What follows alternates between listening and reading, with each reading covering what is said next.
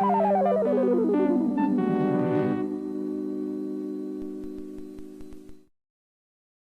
everybody, it's your old friend RJ City, and today we are unboxing two fresh packs of the Andy Griffith Show trading cards. I am very excited about them. They're from, what decade are they from? Oh, 1991. Okay, they've just been sitting in a consignment store attic somewhere.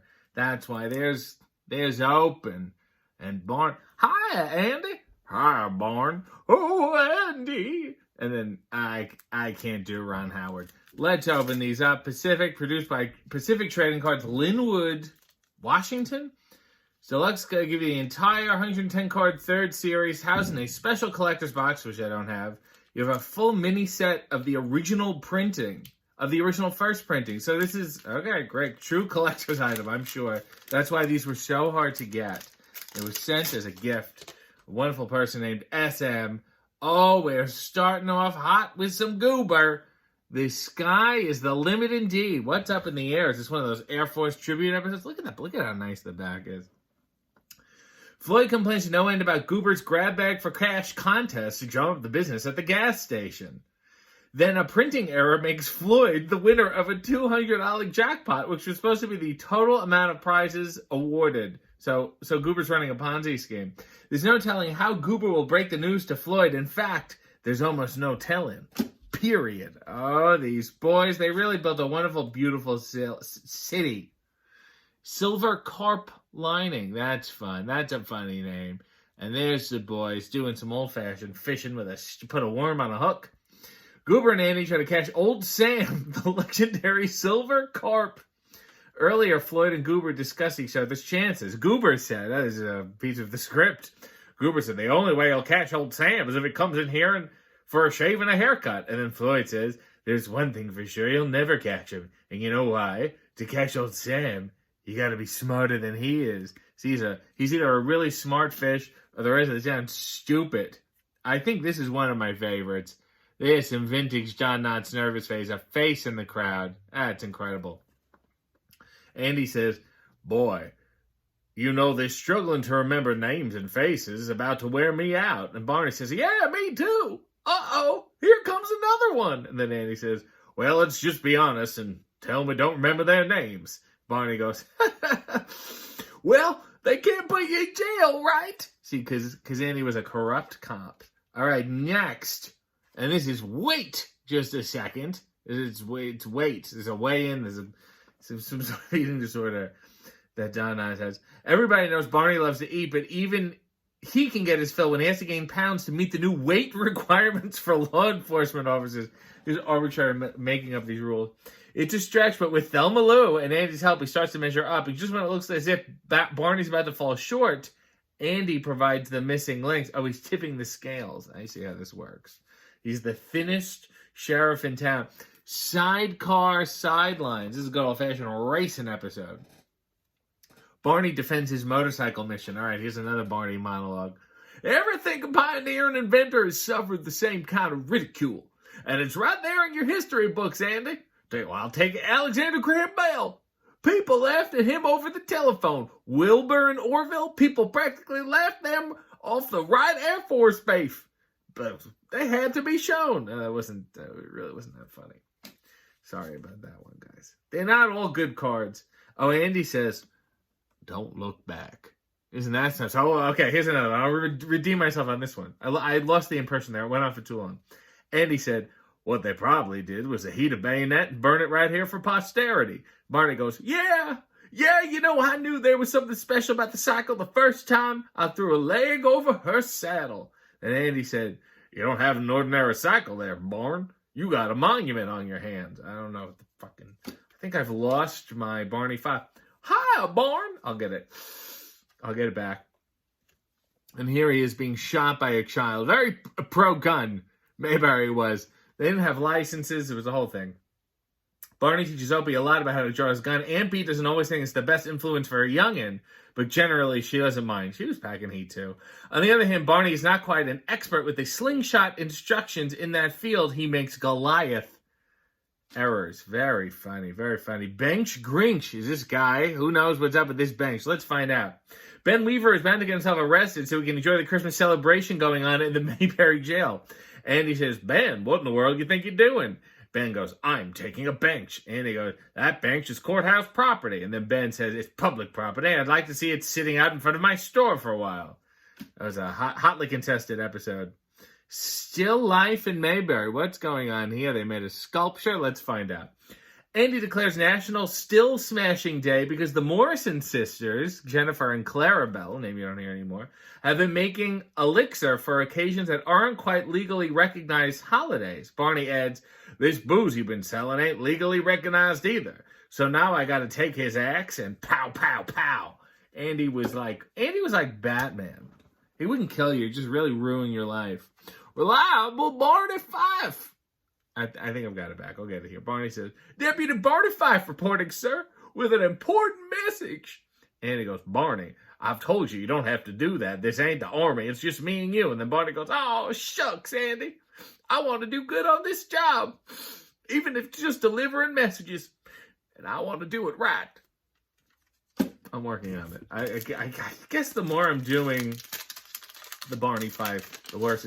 Hi, Andy. I'll get it. Hi, Barn. Lunch at home. Boy, isn't that riveting.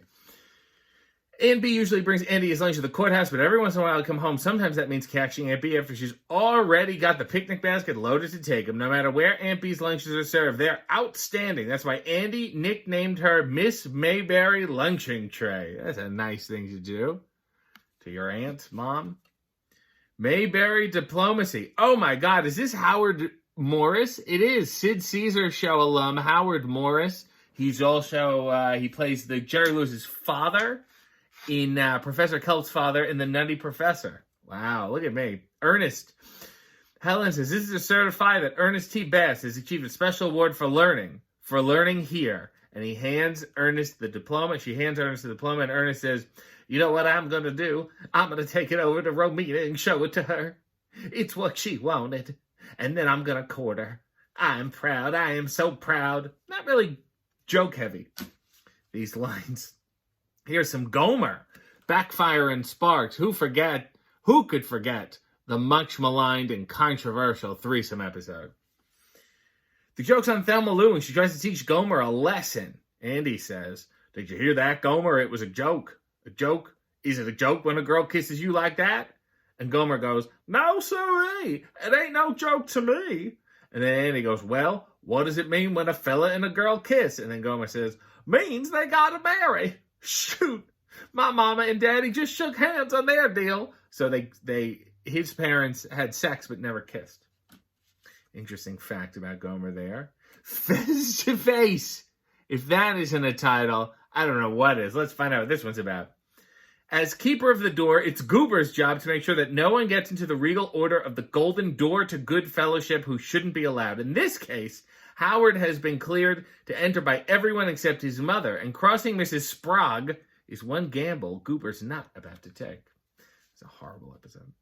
3 cheers for Mayberry. Oh, look, behind the scenes, you can tell that they're out of character because they're all relaxed. Don Knotts they all look exactly the same. There's barely any acting going on in these. There's their real names on their chairs. Andy, Barney, and Gomer have little time to pause as they try to recapture an esteemed prisoner. I don't understand. Andy manages to wrap the prisoner. What? I don't understand, but it's their real names. Why are you keeping the kayfabe? We've already broken it. Andy manages to wrap the prisoner around a tree not to be topped. Gomer wraps a tree limb around Barney, whom Gomer mistakes for the escapee. Soon enough, it's all over. That's a wrap. And then they say, we're just actors, and then they leave. Who could forget that? Russian for Russians. Oh, God, that political international diplomacy episode. We all remember. Look at how many words are on the back of it. When Andy lets Barney offer his home as the quiet site of an American-Soviet conference, he should have remembered the day when the gold shipment came through town. There's no way the town would allow such an occasion to pass without making a spectacle of it. It's no surprise that Mrs. Schwump, that's her in the middle. Oh, you can't see her face. Mrs. Schwump is in the middle of the mayhem at the Taylor home. Fortunately, Aunt B saves the day with her midnight piecemeal. That's why Aunt B ended up joining the UN. Is this Mrs. Shump too? Family visit. The family's over. Let's find whom. When Auntie's sister Nora and husband Ollie visit Mayberry, the Taylors get all the togetherness they can stand. Nora plays matchmaker by telephone when Andy and widow Racine Tyler back home in Lake Charles, making himself right at home. Ollie tries to tell Andy how to run the sheriff's office. The two men end up having to share a bed, which is no fun at all for Andy, especially since Nora forgot Ollie's goose-down pillow, and then he tries to touch him. Pair of aces here. Look at these guys. Is that Jack Burns? Looks like Jack Burns to me a little bit. Maybe it is. Maybe it is. It's hard to tell. When Warren arrests Aunt B and other members of the Ladies Auxiliary for gambling, which is actually an innocent bingo game fundraiser, Andy resolves the situation by tricking Warren into a friendly backroom wager of his own. You can bet that Andy's gamble pays off. He fools him. Here's some good Goober and Spot. That's adorable. Well-trained, probably drugged-up dogs. Kind-hearted Goober still have a soft spot, even when he finds out that his dog can speak. And then he really can't. Goober said, "You want me to teach you a couple funny tricks?" And Spot says, "No, I'm not good at dog tricks. I got a bad leg." I don't know, maybe they hooked up a thing to the dog, like a microphone, and then they're in the back trying to... it's a stupid episode. And finally, this is a great way to end. In color, Andy, non-monogamous Andy Taylor and his women. I think it's incredibly sweet that they're all together. And look at the shades of beige on Andy. Miss Crumb's pop quiz. What's Andy Taylor's favorite dish? Leg of lamb. Jesus. What's Barney Fife's address in Mayberry? 411 Elm Street. And finally, which of Otis Campbell's ancestors was Mayberry's most famous Revolutionary War hero? That, of course, you idiots, was Nathan Tibb. Well, those were 2 packs of the Andy Griffith Show trading cards. And gee, I can't wait to do that all over again.